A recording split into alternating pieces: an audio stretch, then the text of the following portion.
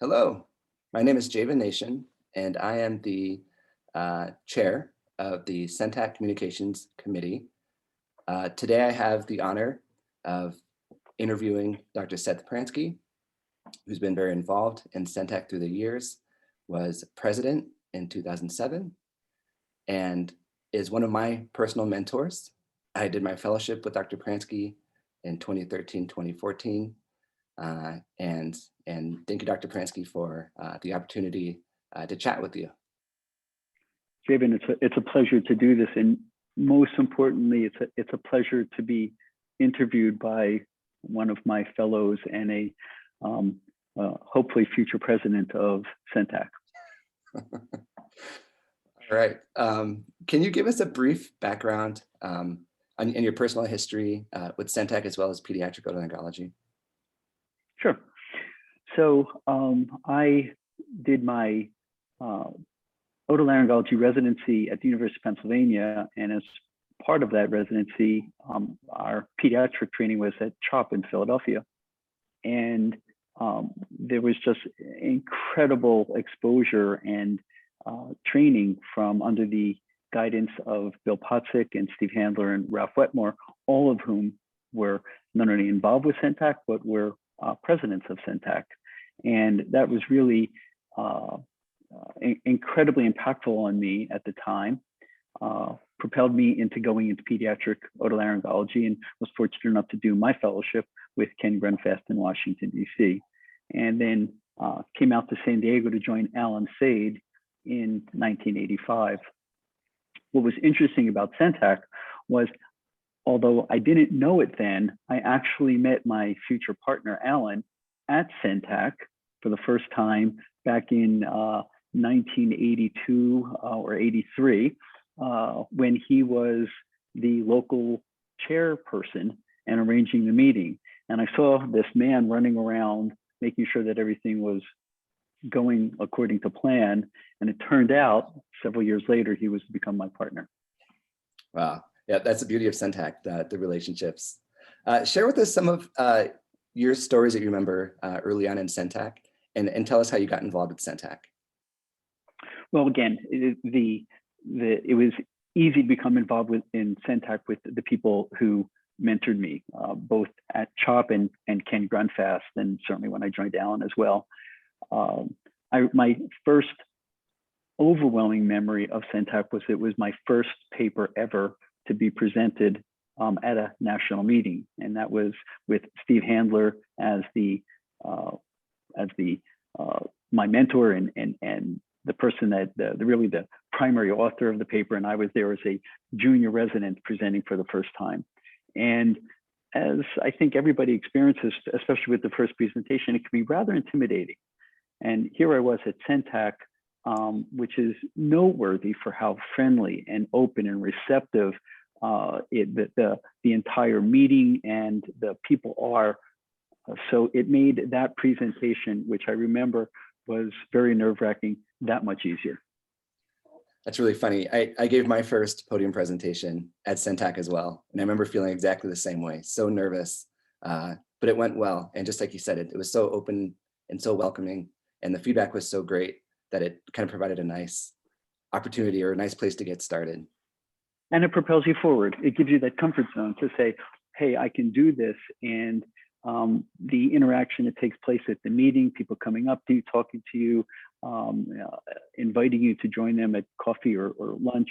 It's a unique organization. Of all the professional organizations that we have, CENTAC really epitomizes that friendship and collegiality that goes across not only within the world of pediatric otolaryngology, but with all the other medical specialties that are involved in the organization, which also makes it unique because of its multidisciplinary approach, which predates the current incredible multidisciplinary approach to medicine that exists within pediatric ENT with our digestive teams and our broad otologic teams and all of that. Well, CENTAC started that in the 70s under the guidance of Bob Rubin and Sylvan Stuhl and Cub Culbertson and all the greats of pediatric ENT who saw that this society should be multidisciplinary and interactive and friendly and welcoming.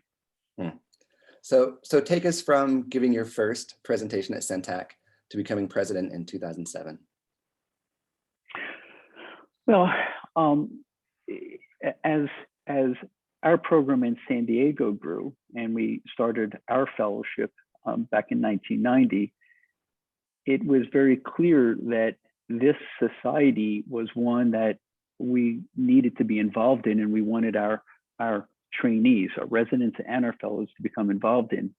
And getting involved on the, if you will, the administrative side or the leadership side of CENTAC was a natural role, given what my background had been, the fact that Alan Sade had been a president of CENTAC, and I was a avid CENTAC believer and goer. So it just led to becoming more and more involved. Yeah, you guys have really left a legacy for us at San Diego for being involved in CENTAC. Dr. Sade was president, then you were president, then Dr. Magid was president, and now Dr. Daniela Carvalho is president-elect. So it really is a legacy you guys have left for us. And it makes us very proud. You know, your involvement now and your future involvement in the entire the group, it's something that we're very proud of. Let's go back to the year you were president. One of the things that's been really interesting doing these interviews is we realize that what CENTAC is becoming, it's, you know, our membership is growing and it's becoming more multidisciplinary. It's all a result of decisions that you guys made, just like you said, you know, back in the 70s and 80s and the 90s and the 2000s. So talk to us about what your goals were when you were president and what you can remember from that time. So it was an interesting time. There were a lot of changes that were going on within CENTAC and within the broader world of pediatric otolaryngology, and it was challenging. One of the issues was within the actual workings of CENTAC, under the guidance of Mike Rothschild, we redid our website to bring it up into the common era, so to speak. And Mike was just outstanding in making that happen. Along with that, we actually were now also changing the way in which the meetings were to, where abstracts would be submitted to the meeting center, began our relationship with the American College of Surgeons. And that was a transition. I remember my angst that we were going to make this transition and nobody was going to submit, because now we were asking them to submit in the summertime. The meeting is the first weekend in December, and who could possibly be prepared to present their abstract for a meeting that was so far away? And it was challenging. It was worrisome. And fortunately, it all worked out very well. That transition went very smoothly. And then probably the thing that was most notable during my year as a president was the changes that were taking place vis-a-vis all the other societies, ASPO and the American Bronchoesophagologic, ABEA, ALS, all the other societies within PZNT, which were becoming, PZNT was beginning to become far more prominent at the CASA meeting and at the AAO. And now everybody was being pulled in so many different directions. And were people going to continue to be involved with CENTAC? Superimposed on that was the financial aspect. Departments were now beginning to restrict their budgets for travel and for research and for going to meetings. And now it was that double whammy of, I need to be involved in this one and that one and that one, but I don't have enough money to go to them. And how are we going to attract people? And we spent quite a bit of energy polling our membership and saying what's important to you, and also how do we get more of the other medical specialties involved. We had speech and audiology was always involved, but we needed more in terms of pediatrics and genetics and GI and all the other groups. And it was a real push to say, everybody, bring your associates to the meeting, let them see what we are, and they'll want to be involved. And indeed, it worked out very well. Wow, yeah. And that's continued to evolve to this day. How have you seen CENTAC change over the years? What's your hope for CENTAC in the future? And I guess wrapped into that, what's the message you'd like to leave behind for trainees and the younger generation as our society moves forward? That's a lot of questions. So I'll say that I think the future for Centec remains bright. Over the last 15, 16 years since I was president and then program director, you see the continued commitment and involvement of the leaders in pediatric otolaryngology. Notable has been the incredible increase in involving multidisciplinary approaches, such as the digestive tract team, but also involving other international societies. And that has drawn a lot of attention to Centec because people from around the world see what a valuable meeting it is. So I think the future remains bright because of the hard work of everyone that has been involved over the last decade. And they have that same vision that this group of people and what's being presented and what's being presented across specialties is incredibly valuable for the education of the trainees and junior staff members, as well as the development of better programs.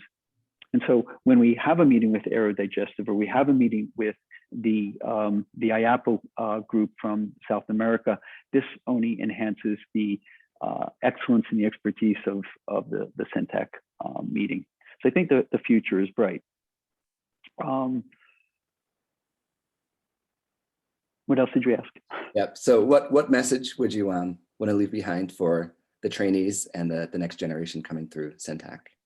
Well, I think Centec has, as the first pediatric otolaryngology society, has proven its value for the last 50 years. It's a friendly, collegial, inviting, and relaxed meeting in which you get to meet people from all different societies and specialties, and you create lifelong friendships.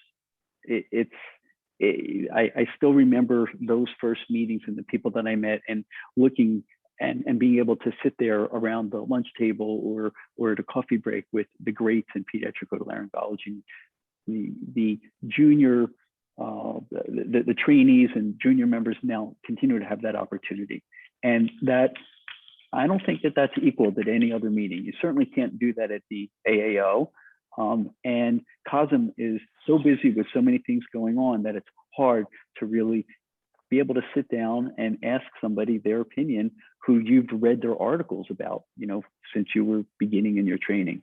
So for those that are coming up in the world of pediatric ENT, it's a great introduction to speaking in front of a very educated group of people, and yet doing it without that fear that you're going to be shot through with holes, as you might be at a different podium presentation in another setting.